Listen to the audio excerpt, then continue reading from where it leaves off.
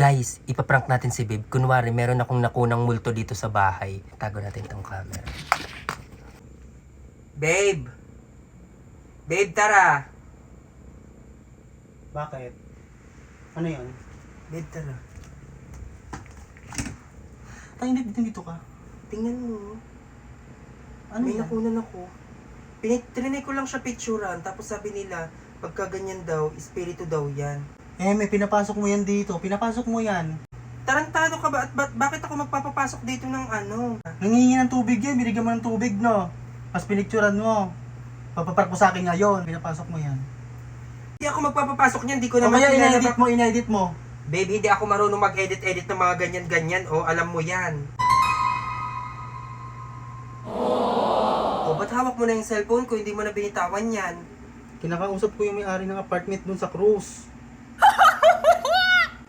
Bakit naman? Ayoko na dito. No! Anong bakit ayaw mo na dito? Ayoko na dito, babe. Nakunan mo na nga, oh. Tatanong mo pa. Ayoko na dito.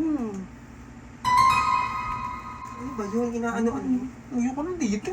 Ayoko na dito, eh. Ayoko na dito, eh. Picture kasi ng picture, eh. Leche. Eh kasi nga, di ba tinitingnan ko yung angulo dito kanina? Ayoko na, babe. Ayoko na dito. Super LG, nasa comment section.